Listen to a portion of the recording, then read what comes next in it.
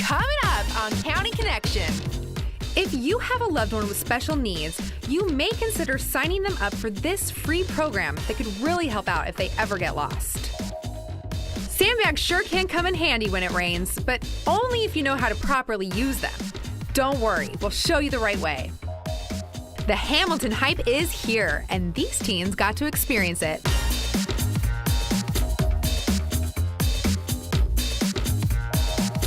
But first, a dog that nearly died from starvation has found its happy ending. Animal Services gave the gift of life and family to this sweet pup.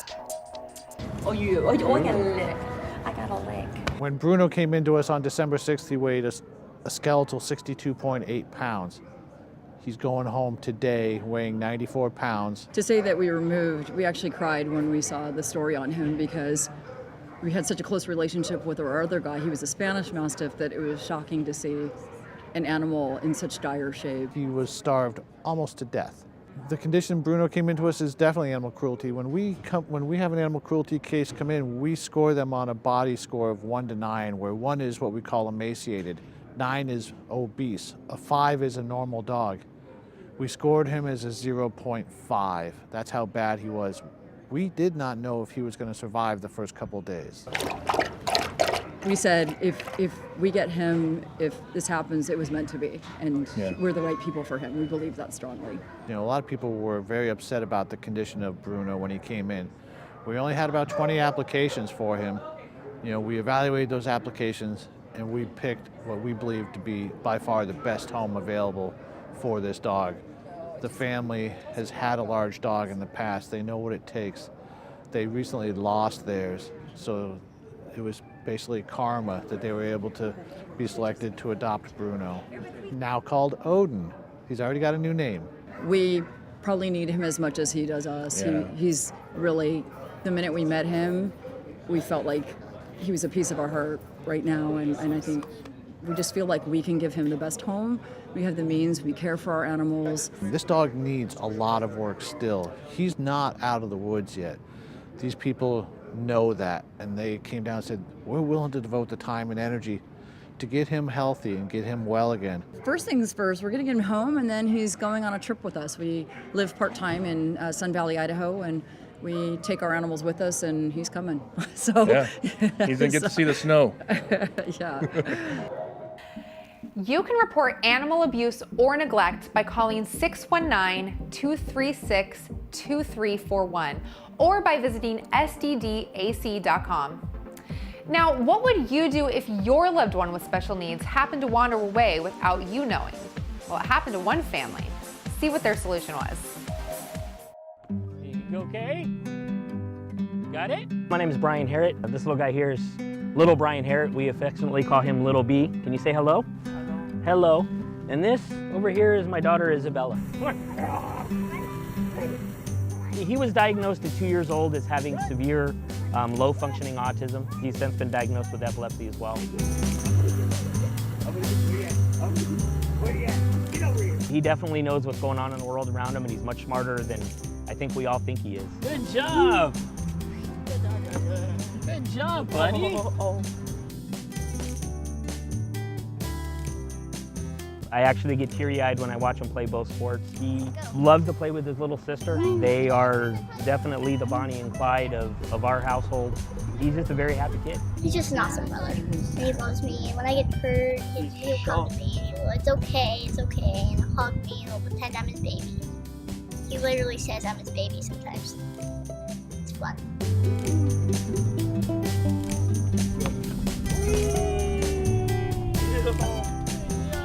And after that incident, talking with my wife and thinking about it, we realized that there was really a need to let local first responders know about Brian, and we wanted to make sure they knew about him and his needs and his special needs, so if they ever encountered him, they would have some knowledge going in. Is that fun? You tired? Oh, baby. An officer named Jimmy Donahoe in Florida came up with the name. He allows other agencies to use the name, so the Sheriff's Department liked the name Take Me Home, so do I. So we use that. Ours is a little bit different than the Florida version. The San Diego County version, from what I've heard as described by other professionals, is the best version out there, I guess, so to speak. And it's a program whereby caregivers or loved ones can register their individuals that have special needs, whether it be autism, Down syndrome, Alzheimer's, deaf, blind, or any other developmental disabilities. They can register in there and they can give us critical information that they want us to know in case they should ever have to call 911 or a deputy should ever encounter that individual in the field. We owe it to our kids, we owe it to those loved ones to keep them safe. This is a program that's been made, that the Sheriff's Department, that all of the county law enforcement agencies are putting their resources to make sure that they're safe. We need to do our part.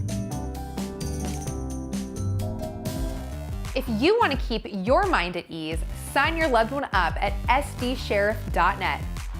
Now, it's not every day you get to see one of the hottest musicals in the country.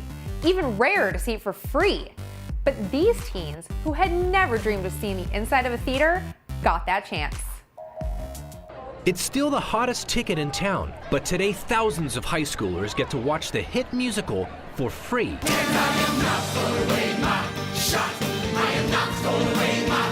Over 2,800 students and teachers from 46 San Diego schools attended a matinee performance of the musical here at the San Diego Civic Theater. It's all thanks to the Hamilton Education Program. Launched in 2015, the program immerses students in the history of Alexander Hamilton and the people, events, and documents of the Founding Fathers. It's a rare opportunity for these teens, but even more so for this group. We're hoping that they get, to broaden their horizons. Mindy McCartney is the division chief of East Mesa Juvenile Hall. As probation, we're continually trying to look at different opportunities to get them into doing things that they wouldn't necessarily get to do in their communities or wouldn't think to do. They get to wear the suit, so they're in a different outfit. They get to come out into the community, which is exciting. They feel good, they look good, and it shows, and they're just really excited to go see something different. First, they were kind of like, a play, whatever. They didn't really know about it, but YouTube's amazing, so I played a lot of little snippets and little songs. It was really exciting for me to see them get excited about it. I'm very happy to give them an experience that they wouldn't normally have. Stay classy, San Diego, okay? For Rory O'Malley, watching these kids perform on stage is the highlight of his day. A lot of people are taking so much away from the story of Alexander Hamilton and the story of these characters that we think of as founding fathers, and they're just kind of on this pedestal. They all had issues, they all had problems, they all had to work through the harder parts of their life, and they had failures and missteps, and they did, and thank goodness they did, because they not only turned around their lives, they started a nation. So I think that's a part of the inspiring thing here, is that this is a story about people who really turned around their lives to build a nation. I'm past patiently waiting, I'm passionately smashing every expectation, every action's an act of creation. I'm laughing in the face of casualties and sorrow. For the first time, I'm thinking past tomorrow. And I am not throwing away my shot. I'm excited to be here. I mean, I like it and everything. I like all the plays and how they're doing it. So I usually don't leave my city, like Escondido. I usually don't go out, but this right here, I'm pretty I'm satisfied actually. It's a different experience, and I appreciate them bringing us here and being with us like it's a family thing, A day of inspiration and motivation for all in attendance.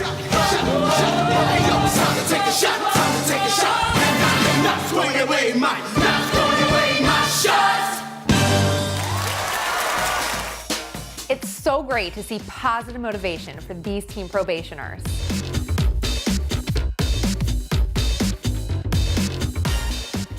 Got sandbags? It's time to learn how to properly install them on your property to prevent damage from heavy rains.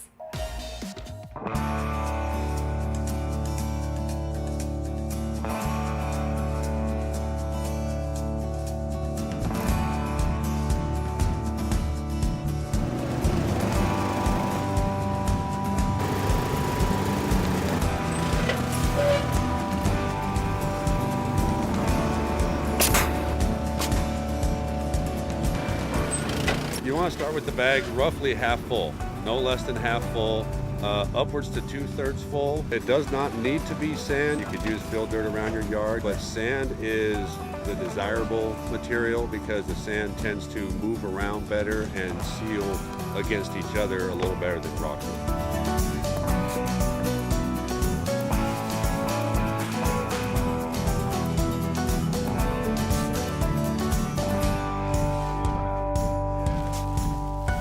When you're filling the bag, if you get it too full, you have nowhere for this thickness to go. So if you lay it down now, it filled that area that was the void.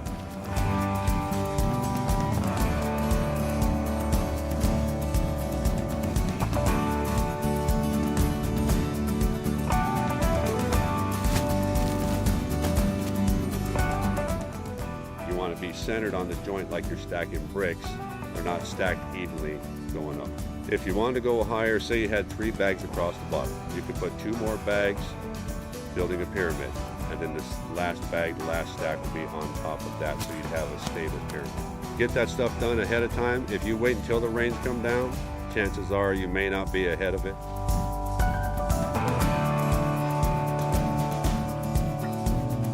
So if we're not going to tie this bag, we can grab it about 1/3 of the way down, fold it, place that fold down, and level our bag.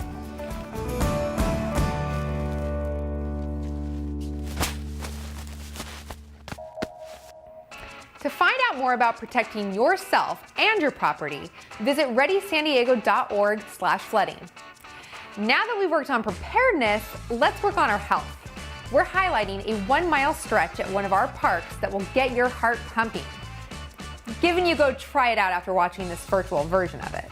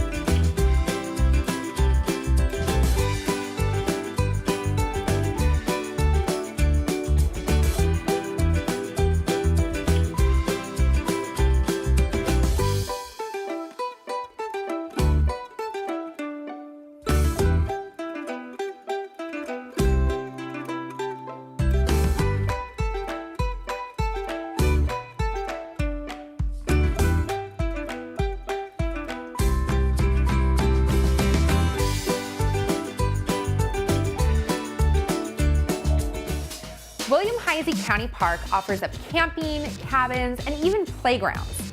You can learn more at sdparks.org. That's all for now. We'll catch you next time on County Connection. Don't forget to follow us on social media for your County Connection.